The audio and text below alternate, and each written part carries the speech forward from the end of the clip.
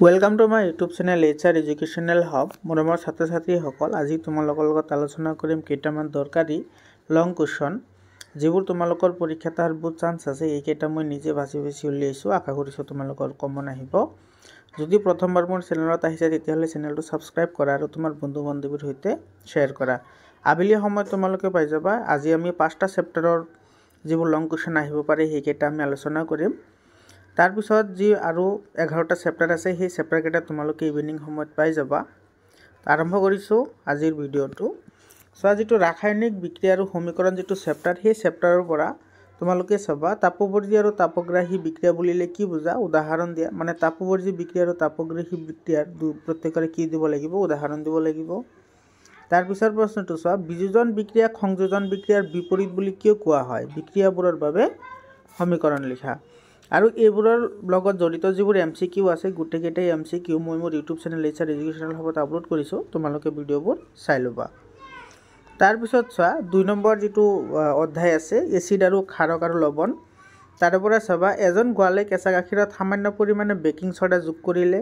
কিয় তেওঁ কেঁচা গাখীৰৰ pH ৰ মান 6 ৰ পৰা সামান্যভাৱে ক্ষাৰকীয় কৰি ললে এই গাখীৰখিনি দৈত পৰিণত হ'বলৈ বেছি সময় লাগে কিয়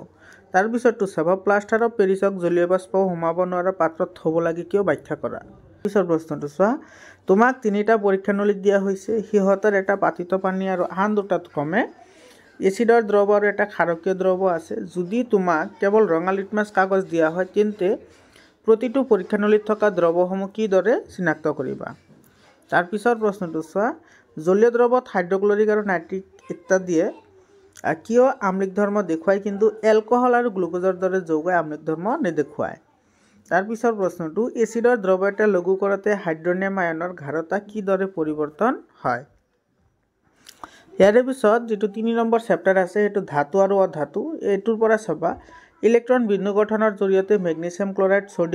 সোডিয়াম অক্সাইড আৰু মেগনেছিয়াম অক্সাইডৰ গঠন লিখা বহুত ইম্পৰ্টেন্ট হয় তাৰ পিছত চোৱা আইৰন টু সালফেটত জিংক ধাতু দিলে কি দেখিবা সংগঠিত হোৱা বিক্ৰিয়াটো লিখা তাৰ পিছৰ প্ৰশ্নটো চিনাবাৰ কি তাপজাৰণ আৰু দুগ্ধীকৰণৰ সংজ্ঞা দি প্ৰতিটোৰ বাবে সমীকৰণ লিখা তাৰ পিছৰ প্ৰশ্নটো দুটাকৈ ধাতুৰ নাম লিখা যিয়ে লঘু এসিডৰ পৰা হাইড্ৰজেন অপহৰণ কৰে আৰু যিয়ে নকৰে তাৰ পিছত কাৰণ দৰ্শোৱা গহনা তৈয়াৰ কৰিবলৈ প্লেটিনাম গোল্ড আৰু সিলভাৰ ব্যৱহাৰ কৰা হয় কিয় তাৰ পিছৰ প্ৰশ্নটো এম ধাতুৰ বিদ্যুৎ পৰিশোধনৰ বেলিকা এনড কেথড আৰু বিদ্যুৎ বিশ্লেষণ কি লব লাগিব ইয়াৰ পিছত 4 নম্বৰ চেপ্টাৰ যেটো আছে কাৰ্বন আৰু তাৰ যৌগবোৰ ইয়াৰ পৰা কি লং কোৱেশ্চন চাবা সমযোজী যৌগ কাক বোলে বেনজিন আৰু সাইক্লোপেন্টেনৰ সংকেত আৰু ইলেক্ট্ৰনীয় বিন্দু গঠন লিখা 2 নম্বৰ প্ৰশ্নটো চাবা পেন্টেন আৰু ব্ৰমপেন্টেনৰ সমযোগী আকাৰ আৰু IUPAC নাম লিখা তাৰ পিছৰ প্ৰশ্নটো হাইড্ৰজেনেশন কি ইয়াৰ ঔদ্যোগিক ব্যৱহাৰ কি সাবুনৰ মলি আতৰোৱা প্ৰক্ৰিয়াটো ব্যাখ্যা কৰা তাৰ পিছৰ প্ৰশ্নটো চোৱা এটো ক্লোৰোমিথেনৰ উদাহৰণ লৈ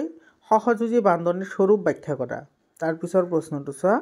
পৰীক্ষাৰ সহায়ত এলকহল আৰু কাৰ্বক্সিলিক এসিডৰ মাজৰ প্ৰভেদ কি দৰে দেখুৱাব পাৰি তাৰ পিছৰ প্ৰশ্নটো চোৱা লোহা জোৰা দিয়া সময়ত অক্সিজেন আৰু ইথাইন দহন কৰা হয় ইথাইনৰ লগত বায়ু কিয় দহন কৰা নহয় ইয়াৰ পিছত 5 নম্বৰ চেপ্টাৰটো চোৱা মৌলৰ পৰ্যাবৃত্ত শ্ৰেণী বিভাজন এই চেপ্টাৰৰ পৰা কি চাবা পৰ্যাবৃত্ত তালিকাৰ তিনিটা মৌল A B আৰু C তলৰ স্থানসমূহ দেখুৱা হৈছে ইয়াতে এটো স্থান দেখুৱা হৈছে তো ইয়াৰে পৰা তুমি আনসাৰ কৰিব লাগে মৌল এটো ধাতু নে অধাতু C মৌলটো আকাৰত বিতকৈ সৰু নে ডাঙৰ মৌল A কেনে ধৰণৰ আয়ন গঠন কৰিব তাৰ পিছৰ প্ৰশ্নটো চাবা পৰমাণু এটাৰ ইলেক্ট্ৰনীয় বিন্যাস আধুনিক পৰ্যাবৃত্ত তালিকা তাৰ স্থানৰ সৈতে কি দৰে জড়িত হৈ আছে তাৰ পিছৰটো চাবা আধুনিক পৰ্যাবৃত্ত তালিকা মেন্ডেলিভৰ পৰ্যাবৃত্ত তালিকাত থকা আখোৱাবোৰ কি দৰে দূৰ কৰিছিল তাৰ পিছৰ প্ৰশ্নটো চাবা মেগনেছিয়ামৰ দৰে ৰাসায়নিক বিক্ৰিয়া দেখুৱাব বুলি ভবা দুটা মৌলৰ নাম লিখা তোমাৰ এই বাছনিৰ ভিত্তি কি তাৰ পিছৰ প্ৰশ্নটো চোৱা সম্ভ্ৰান্ত গেছবোৰক এটা সুকীয়া বৰ্গত কিয় স্থান দিয়া হৈছে মৰমৰ ছাত্ৰ ছাত্ৰীসকল তোমালোকৰ যিখিনি MCQ লাগে গুটেইখিনি MCQ বহুত ইম্পৰ্টেন্ট MCQ বোৰ মই সকলোকেইটা আপলোড কৰি থৈছো তোমালোকে চাই লবা আৰু সায়েন্সৰ যিবোৰ লং কোৱেশ্চন আছে আবেলি সময়ত বাকিবোৰ চেপ্টাৰৰো পাই যাবা 6 নম্বৰ প্ৰশ্ন চোৱা আধুনিক পৰ্যাবৃত্ত তালিকাত বিভিন্ন মৌলৰ সমস্থানিকবোৰৰ স্থান কেনেদৰে নিৰ্ণয় হৈছিল আৰু 7 নম্বৰ কুৱেশ্যনটো চোৱা আধুনিক পৰ্যাবৃত্ত তালিকাত তুমি হাইড্ৰজেনক ক'ত স্থান দিবা তো এই প্ৰশ্নকেইটা চাবা